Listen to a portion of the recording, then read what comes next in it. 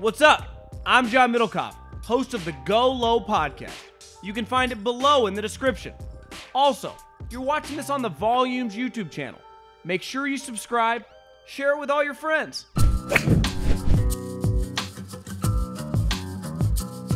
Well, we are on to the second major of the year. And, I think on the rankings, this would probably be the fourth, but this one feels maybe it's the venue, like a bigger PGA championship for sure. Now, Tiger's back. That adds a little juice. Phil, no show, a little weird. Here with Jason Sobel, Sirius XM. You can find him this week from the range of the PGA championship. Sobel, what is going on, man? How you doing? Yeah, what's up, John? Not a bad spot to be for the first at least 3 days of this tournament week. Just hanging out at the range, at Southern Hills, just watching guys hit balls. I can tell you, so we're talking right now. It's Tuesday morning here in Tulsa. On Monday, I was sitting out there till 6 p.m., 6:30 p.m. local time, and there were still guys beating balls. There were probably 12 guys, 24 guys on the range beating balls late on a Monday afternoon. That not normal?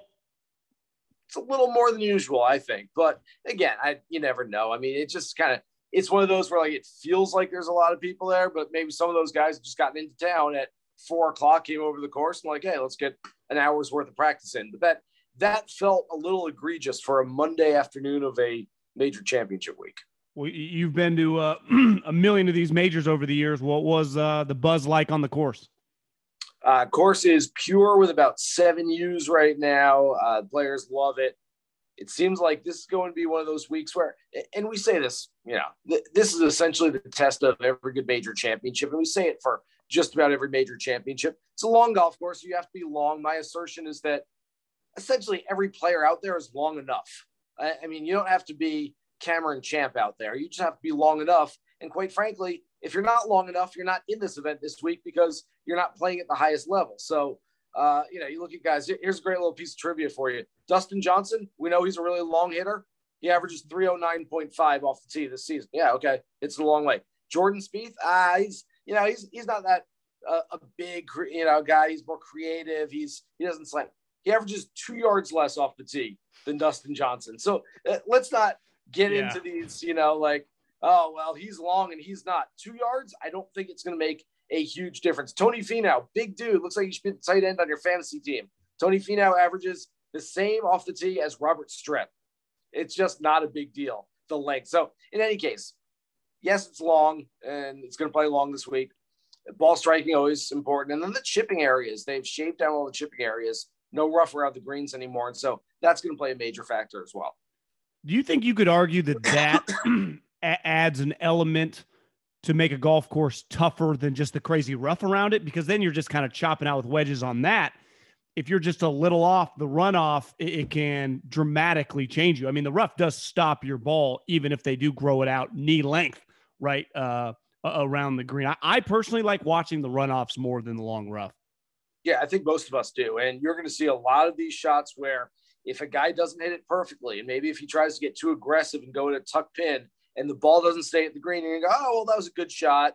And then all of a sudden the ball trickles off and it keeps trickling and keeps trickling. And all of a sudden you go, oh my gosh, that was a pretty good shot, but he missed his target by about 3 yards. And all of a sudden he's got a 25-yard chip back up the hill and he's got to get it up and down just to save par. Whereas, it looked like he might have a birdie opportunity. So we're going to see a lot of that this week. You've got to be really precise with your irons. And again, everything goes in concert with each other, where you've got to be precise with your irons, because if you are, then you're not going to hit it down in those chipping areas where you're going to have to get up and down. But if you're not precise, you're going to have to be better with the wedges around the greens. Well, the big story, I guess it happened over the weekend, but yesterday watching Golf Channel, I'm sure you guys were talking about it, was Phil Mickelson, the defending champion. And you and I have been talking about him for a long time, right, leading up to the Masters. But then this one felt differently because, again, he won the tournament last year. What was just the mood out there? Just you talking to people over since the announcement. Little weird that Phil said nothing. Had the tournament do it? Did that strike you? Anything red flag go off there? Yeah, I don't know what's going on with Phil. I wish I could tell you something.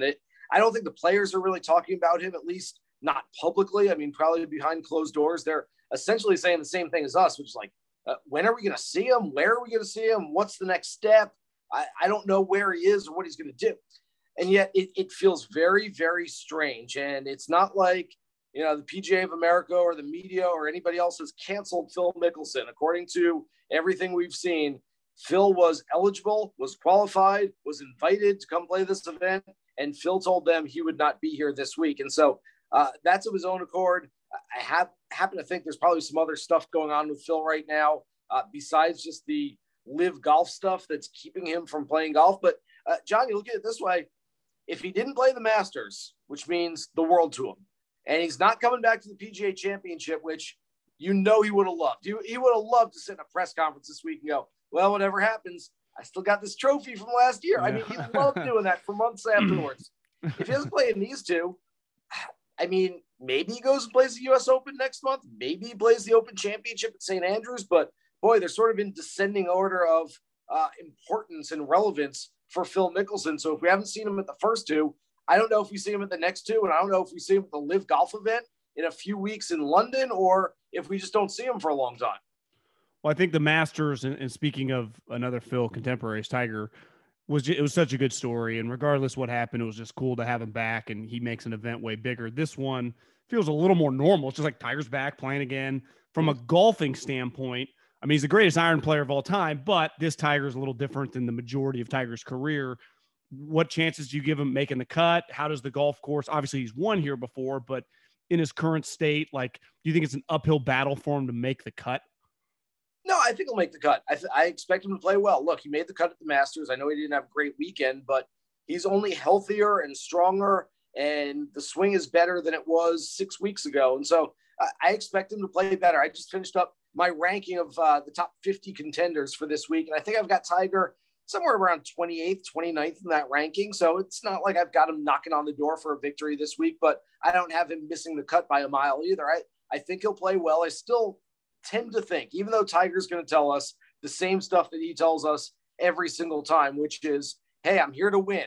That's why I show up at tournaments. I show up to win. I think internally, Tiger's thinking, hey, let's have another good week, take another big step in that progression.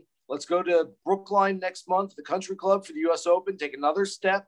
And then let's get in 2 months to the Open Championship at St. Andrews, where he knows that golf course better than everybody else. And I think that's the one he's got circled on his calendar where he said, I think I can win a major championship there this year. Well, let's talk about the guy that you picked to win this tournament. And just a couple years ago, it felt like he was heading in the wrong direction, like kind of Ricky Fowler's at right now. And he has not just resurrected his career. I mean, he's one of the best players in the world, just like his recent form over the last year is Jordan Spieth, coming off a really good weekend on an easy course. But still, I mean, he won, a month ago? Like he's playing at a high level right now. Why do you like him this week? So there's a couple different narratives here at play that I will take on all of these. The first one is the statistical narrative.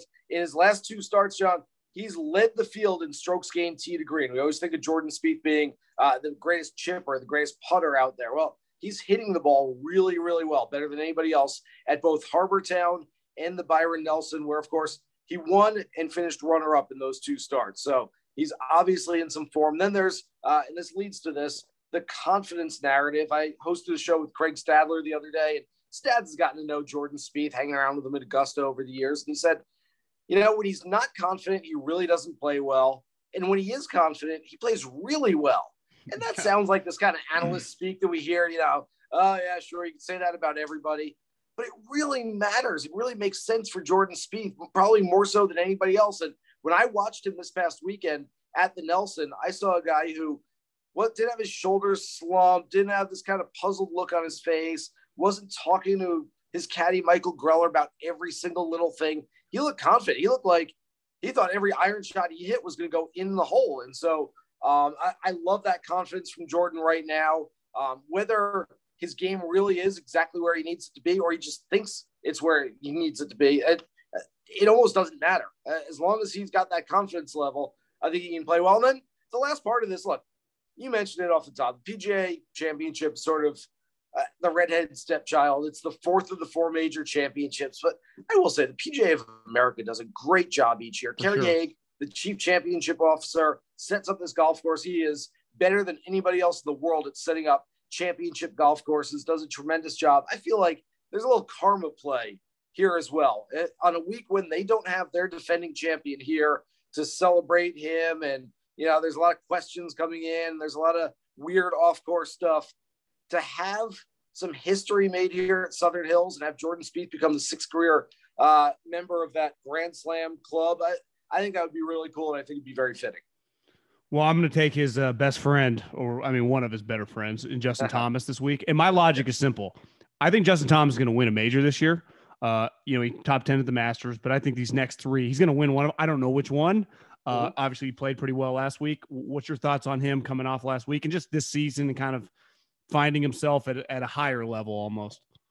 It's so weird because JT is maybe the most fiery, competitive player on the PGA Tour. He's right up there with a Jon Rahm or somebody like that.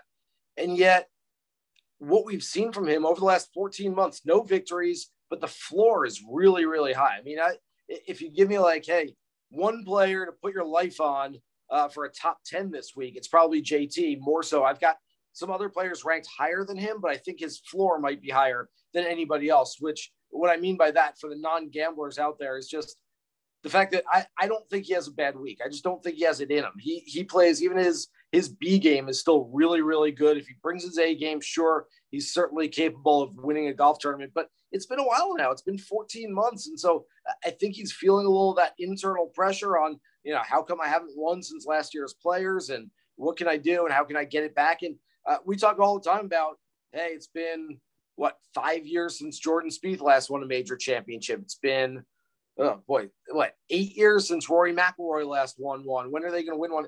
It's now been 5 years, 5 full years since Justin Thomas won his first and only major championship, 2017 PGA at Quail Hollow. And that's got to be eating at him a little bit too.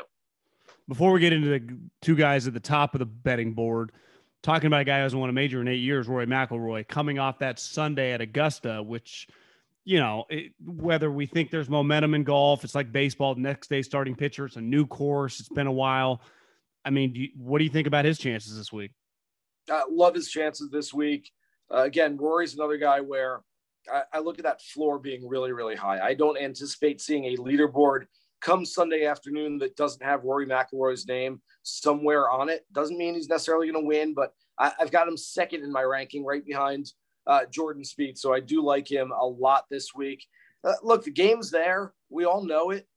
He's proven over the last handful of starts that he's made, especially that final round 64 at Augusta, that his best is still maybe as good, if not better, than anybody else's best out there. It's just that he's got to eliminate the mistakes. He's got to get off to a better start. He knows all these things. I tend to think it's more mental than technical or physical when it comes to Rory. He's just got to get his mind right coming into this week, and maybe playing a PGA championship where he's won a couple of times already. Maybe that loosens him up a little bit as opposed to playing at Augusta National where he's still searching for that first green jacket. So I do think there's probably less pressure on him this week, and he's feeling less internal pressure, and maybe that helps him this week as well, because we all know the game is there.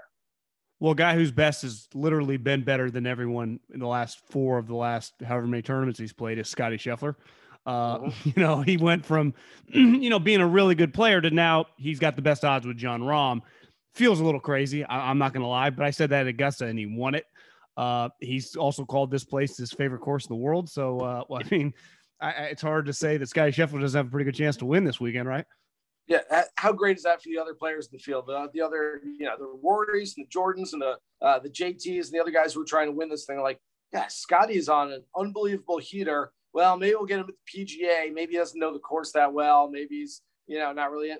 Oh, no, it's his favorite golf course in the world. Cool. Great. All right, cool. I mean, You could absolutely see a Jordan Spieth 2.0 this week. Remember, the schedule was different back then, but he won the Masters and US Open to get the first 2 7 years ago, back in 2015. And if Scottie Scheffler is holding the Wanamaker Trophy come Sunday evening, look, you hate to look ahead, and I certainly don't want to place expectations on him, but you start looking at this, and I think the US Open actually suits his game maybe better than the other 3 of them. And so he's certainly capable of winning this week. And then he goes to the US Open where that's his style of golf. He's played well at the US Open in the past, and he's much improved player from what he was before. So the sky's the limit for Scottie Scheffler. I like him a lot this week again. I mean, it's hard not to. All the picks are sounding very chalky right now, John, and I understand that, but I just wish there was somewhere else I could go. I wish I could give you all these dark horses, these sleepers, and tell you, nah, Scotty Scheffler, he's done. His run is over. There's no momentum, but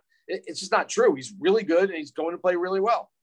In the group of like Morikawa, Cantlay, Cam Smith, Hovland, Xander, Hideki, is there a name in kind of that kind of level of guy? I mean, that's a high level guy, but would shock you? Or, I mean, that you kind of envision being right in there on Sunday? I've got Cantlay the highest of those guys, and this is more just a general terms type of play. I just think Patrick Cantlay is as good as just about anybody in the world. I mean, he's got so much talent. He's such a good ball striker. He's a really good putter. I mean, he's just got every aspect of the game. And what I look at, and I'll put Xander in this category as well, the PGA Championship year after year, and we talked about this in terms of Southern Hills this year as well, but it tests every facet of a player's game. So you've got to drive it long. You've got to keep it in play. You've got to be a really good iron player. Got to be able to get up and down when you miss the greens. Got to be a good putter. I mean, this is typical of any major championship golf course, but really the way Kerry Haigh sets up these golf courses, you've got to be on with every facet of your game. And so you look at Patrick Cantlay and Xander Schauffele, and neither one of them ranks worse than 60th in any major strokes gained category on the PGA Tour this season. Essentially, they might not do anything better than everybody else, but they certainly don't do anything worse than anybody else. I mean, these guys are good with every single club in the bag. And so I'm looking for elite level balanced players, and those guys certainly fit the bill this week. When Colin won out here at TPC Harding, he had played at Cal, so they had played that course several times. He was comfortable in that environment. Mm-hmm. They obviously it gets set up differently for a major championship than something he would play in college. Victor, I saw yet on Monday say that he's played here, obviously, being at Oklahoma State a bunch of times in college. Now the setup of the greens and the runoffs brings a lot of chipping into play. Is that something that would give you pause with him? Because he's going to be comfortable on the golf course. And from a ball striking standpoint, if he's on, he's probably as good as anybody.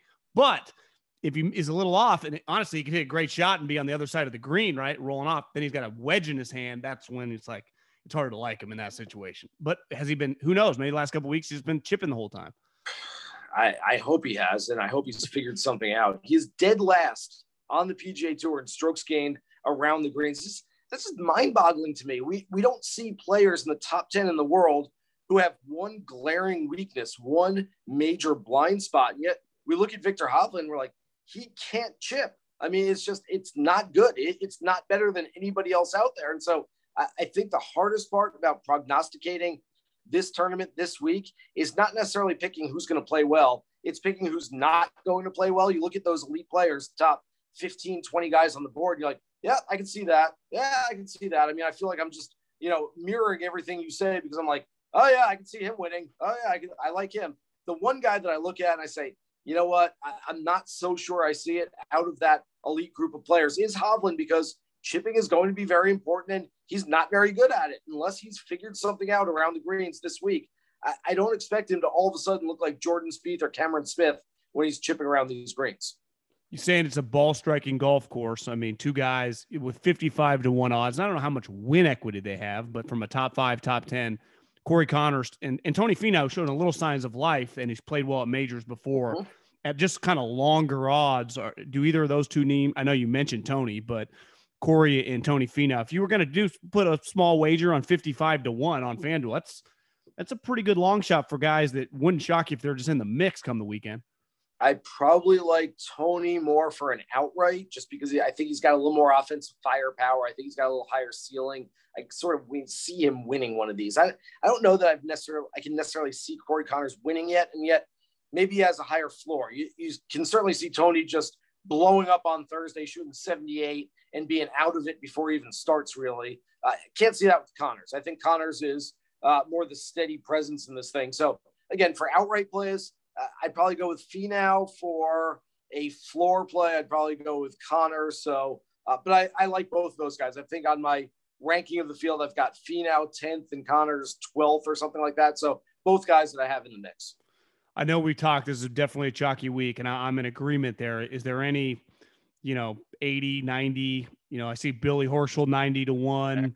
There it is. Was that be the guy that I think you mentioned him in your piece? Getting no love in the marketplace. Billy Horschel is ranked 14th in the world. And I think if most casual fans who only watch the major championships click on the world ranking list this week, they'll go, oh, top 13 guys. Yeah, okay, that makes sense. He's there. Yeah, okay, that's sort of it. They get to Billy Horschel at 14 and go, huh, that's interesting. Like, I didn't realize he would be that high. He's having a great year. He's playing some of the best golf of his life. On FanDuel right now, last I checked, he was 90-1. 90-1. He's the 14th ranked player in the world. I believe he is 30th on the odds board on FanDuel. When we talk about value, that's what value is to me. Value is, hey, he's double the number that he should be based on where his world ranking is. Again, is Billy Horschel going to win this thing? Probably not, but again, he's got some win equity. He's beaten fields with a lot of big name players in it, and he's playing well right now. So I don't mind taking a chance on him at that number whatsoever. And see, to me, with Billy Horschel, like, you get him 7-1 to top 10. Yeah. I mean, stuff like that is where when you can find a guy with those odds, you look at the top 5s and the top 10s. I mean, honestly, top 5s, he's been in the mix before. It's not crazy to think that all of a sudden you look up Billy Horschel's 4th and is paying whatever, 14, 15 to 1, right? I mean, that's real value. What's interesting with Billy right now, all the stats look really good except the iron play. And yet he's been a really good iron player for most of his career. That's sort of his trademark. So I'm really not worried about that one stat because I feel like he can turn that around in a hurry. And if he's doing everything else well, he's driving it well, he's chipping it well, he's putting it well, there's no reason he can't contend this week.